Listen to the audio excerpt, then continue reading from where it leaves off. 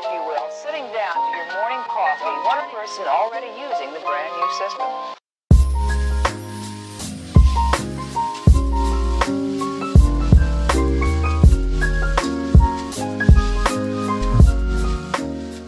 Hey guys, it's Shauna and welcome back to my channel. I am here again with another DIY tutorial, of course. So I was scrolling through Pinterest the other day, you know, as one does, and I came across this top made by the company Steele. And I thought it was super cute and I instantly wanted it, and more importantly, I wanted to make it. I just loved the square neckline that it has and the little V-shaped hem ruffled thingy going on the bottom. I don't really know how to explain it, but we're going to try to recreate it.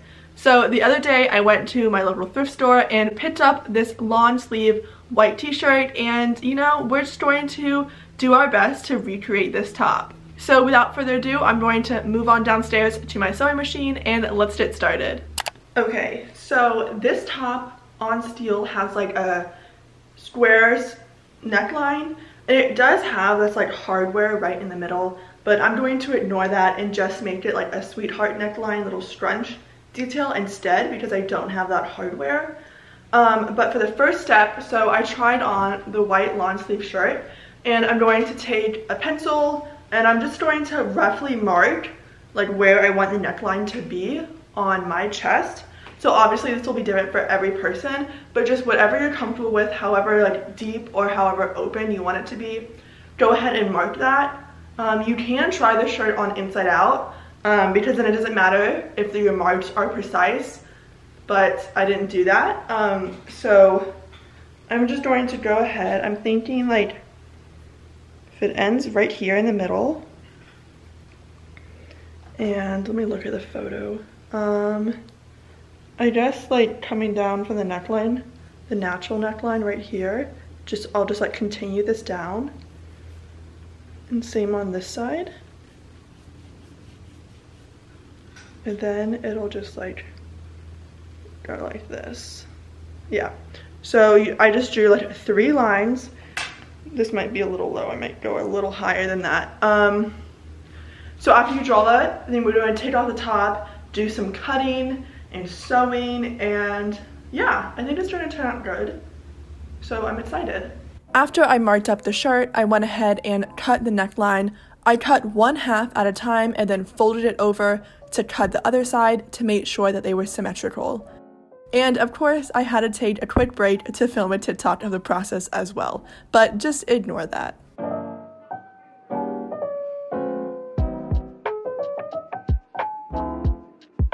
So I went ahead and tried it on after I cut the neckline just to make sure that it was all correct, and it looks pretty good. This is it. So we're then just going to add a hem and a little sweetheart detail right here, and yeah, pretty good so far. I then pinned the raw edge of the neckline and then sewed using a straight stitch all the way around.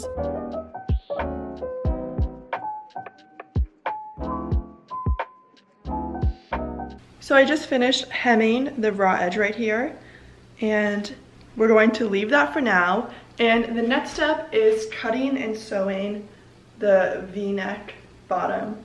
So I'm going to do the same method as we did before and just mark where I want it to start and end. And then I'm going to cut it and hem it. And we're going to hem it using a lettuce hem so that it's frilly like the original top is.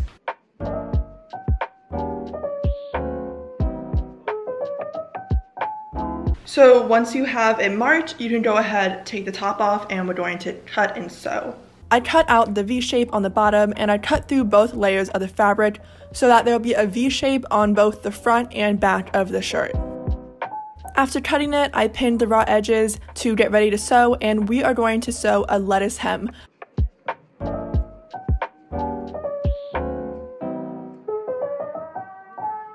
A lettuce hem uses a zigzag stitch, and that's what creates the little ruffle detail that we're aiming to get for this shirt. I switched my sewing machine over to a zigzag stitch and made the width pretty wide and stayed with a narrow length. I would recommend using some scrap fabric from the shirt and use that to figure out what width and length is best for you and what you like. So when you're ready to sew, you're going to place your pinned edge under the foot normally, and you want to place it so that when the needle goes back and forth to the right side, it is at the very edge of the fabric.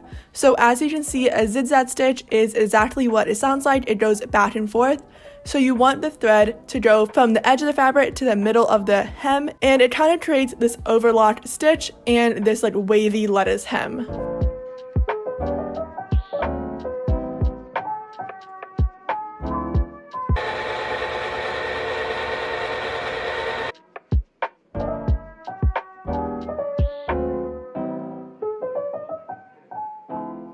I went ahead and tried it on now, and it actually looked really good, and it was pretty simple to do all those steps. Like, that was pretty fast. The last thing I'm going to do is just bunch up some fabric right here, make a little ruffle sweetheart neckline detail.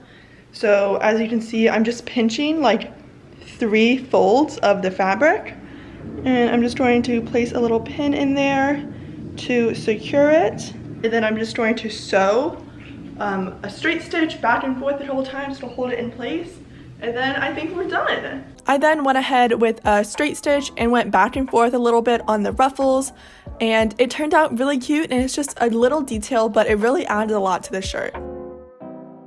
Let me remind you what this shirt looked like before, and look how gorgeous it is now. I am obsessed.